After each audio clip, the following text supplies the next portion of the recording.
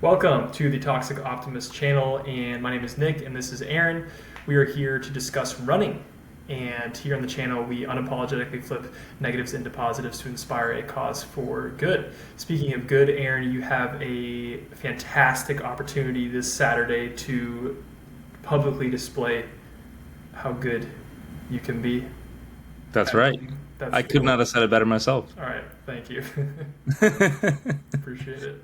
I try. of course. I try. Yeah, no, I'm very excited. We got the 5K this Saturday, which is gonna be my first organized race that I'm actually gonna try at in years. So 10 years. probably about 10 years. Probably I mean, about. I definitely tried at the like Apple Blossom 10K. Yeah, yeah. Like max effort, but I hadn't done any running Hmm. leading up to it or anything specific.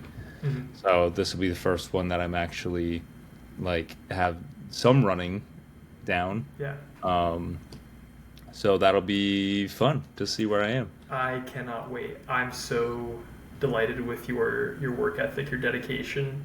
I don't know if we could have prepared any better for this. Does it feel like we've hit it pretty much spot on? Yeah, I mean we're doing everything that we set out to do. I mean, Yeah. barring some unfortunate setbacks with like the shin Hmm. splint stuff, Hmm. couldn't have done much more. So And yeah, I think looking back on the shin splints, the injury, and running's a really high stakes game where there inevitably will be injuries that you have to work through at yeah, times. I think it tells us that we, at the very least, at the very minimum, we weren't doing too little. yeah. And I'm happy that's out of the way. Touch knock wood for now on that. Um, but it's been a couple of weeks since I've talked to you. So what workouts have given you the most confidence going in? Um, yeah, so the last workout that I did, Hmm. which was the 8 400s and then 2 800s, and we're basically we started out when we first were doing these track workouts, we were doing 90-second laps, Hmm. and then I would get to the 800s and I'd be like dying to get through at 3 minutes. Right. And now there was some weather involved in terms of it was a lot hotter during most Hmm. of those workouts, so it was about 78 in overcast last Saturday when I did it, or this That's previous Saturday. it's not cold. Yeah, It's not cold, but still it warm. was nice comparatively, like compared to the other workouts that I've done. Hmm. Um, and yeah, I hit everything right on. Like I felt like I could have done another Yeah. mile, Let's go. you know. Um, so that was really nice. And then yeah, touching on the shin splint stuff, I've been doing actual what I think is actual zone two. Like this whole time I've been like, oh yeah, it was an easy run, but I'm not going workout pace. Hmm. So I'm like, yeah, easy run, easy pace, and I'm also like dying at the end of the run. But recently I've been like tailing it way back because the one run that I have for my house is like up and down. It's Hmm. basically straight down this massive hill and then straight back up it. Hmm. So every single run I had been like trekking Yeah. back up it Yeah. and like trying to keep my pace somewhat similar to the way down the hill, Hmm. which is just not Yeah. It's realistic. frustrating. Yeah. So I've tailed it back a lot, and I feel like that might have led to some of the overtraining at Hmm. the very Yeah. start, because I might have been pushing it a little bit too hard on the normal runs. Could have been. Yeah, probably. And that's the other beautiful thing with zone two running is it's really um, you can recover from it quite well, and Yep. I think that it is its own form of recovery, active recovery, Yep. um, in the form of running. But ever since that conversation with Kevin, I've been just obsessed with quarters. Just the way he Quarters. talked about quarters. Yeah, he loves quarters. That part of that, a decent chunk of that conversation could have just been titled "Ode to Quarters."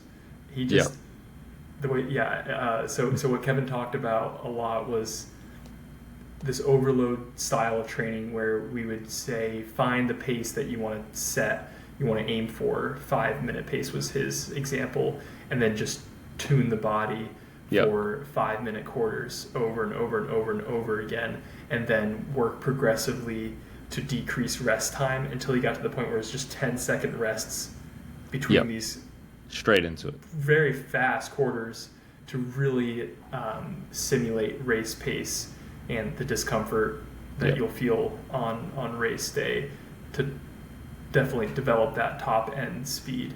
And he also, I don't know if he mentioned this on the last vlog, was this concept known as intestinal fortitude. I think his coach, he did mention it. That's been ringing, that's been in my head a bunch recently. Intestinal fortitude, where at the end of the track workout, all the runners would be walking away, and then the coach would say, the real champions would turn around and do one more at an even faster pace.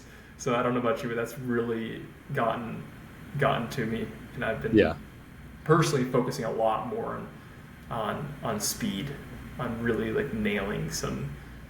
Yeah, so you did your 5K. Yeah, It was a 5K pretty decent time. was really. Oh yeah, the time trial. Yeah. Yeah, that went well. That sucked. That was hard. It looked horrible. It was really hot and muggy out. It was overcast, granted, but I didn't really feel fantastic, and it was a max effort, so I'm never going to be disappointed with a max effort, but it's still very important, and it shines light on how important it is for you for this 5K this weekend to go through the motions, go through the nerves, the anxiety of race day, and just learn how to channel that into performance. So I'm very happy with how that ended up going. And then I had 10K on Saturday that went really well too. What was your time there? 35, 30. I wanted to get below 35. It kind of sucked. It was like I was basically just by myself the whole time, and I was just racing myself. And it was 4 laps around this park that this race organization put together. So suboptimal, racing environment, I guess, to give myself excuses. But again, max effort. I'm happy with a max effort in August in Austin. You have to just go off of effort at a certain point too, and not get too focused on pace. So I'm actually racing a 15K because I've never done a 15K, and I just think it'd be neat to do. It's kind of a random number. Pretty much a random number. But the more you look at the race information, the more you figure out that it's not so random, because they have a 5K out and back figured out. Yep. And then they did a 10K, which is just 2 out and backs, and then the 15K is 3 out and backs. Really? So it's going to be pretty miserable, but I'm excited to go for it. And that'll actually be a chip-timed actual competition that I'm hoping to get some good experience with. That's going to be cool. What are your what time do you think you'll run for the 5K? Yeah. I mean, so I did that track workout 2 weeks ago. Yeah, 2 weeks ago. 2 weeks ago. Maybe 3. Ish. Yeah. Yeah. So it was not. It was. We had this last Saturday. Yeah, it was like 3 Saturdays ago. Mm-hmm. So ran that in a 1947. Yeah. Or 1949. Something like that. And then I felt fine. Obviously, it was like pushing, but I negative split every single mile, right? Which is a really good sign. Last mile being a 6:22, I think. Like that. Mm-hmm. So if I could pace it at around a 6:22, because this is a flat course. I mean, it's third battle, so there's no hills or anything. And there's other humans, which is good. Yeah, that does help. Yeah. So I don't know what would that put me at if I did 6:22s. I don't know, but I think that's 6:22. I think is just below 40-minute 10K. I don't know why I know that, but that'd be like 18. That'd be like 1920s. I think. All right, let's see.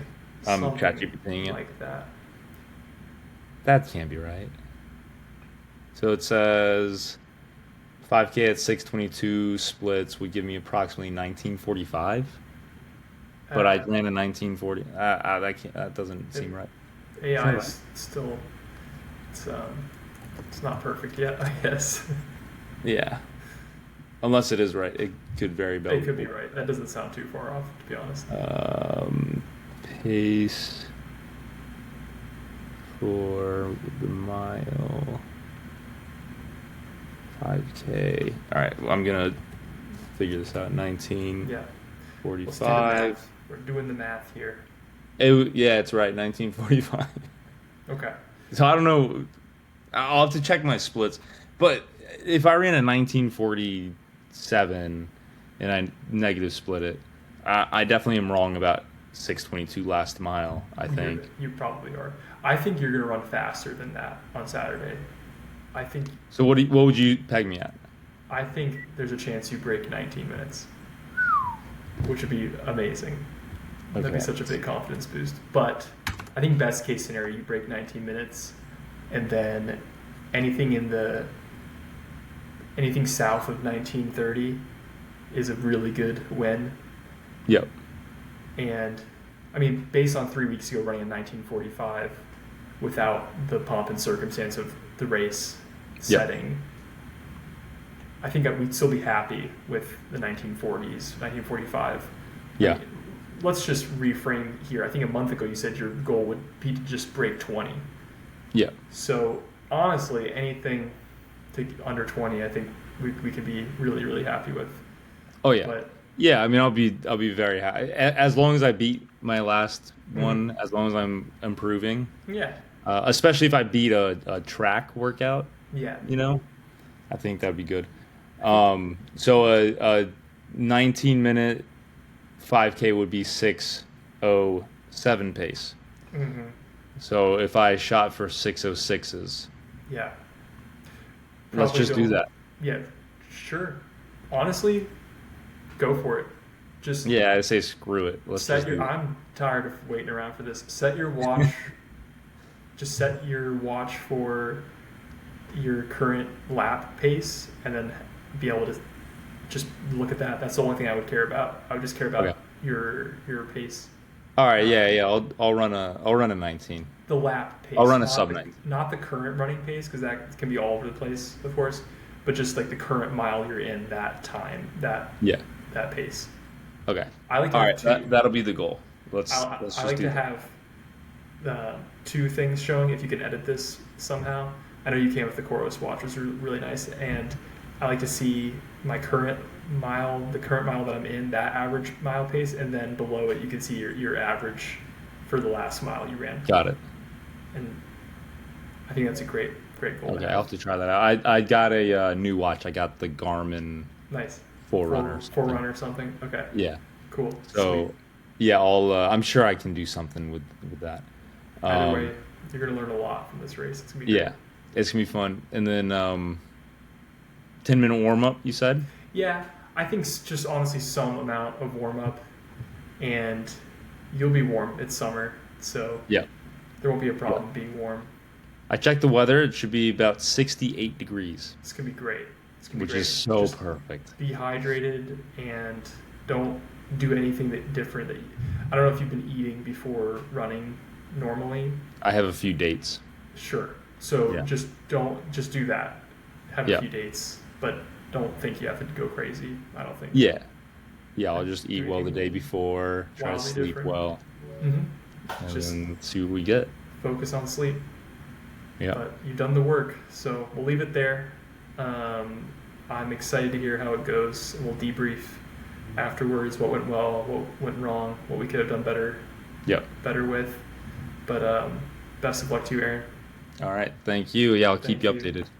See ya. All right. Later. Bye.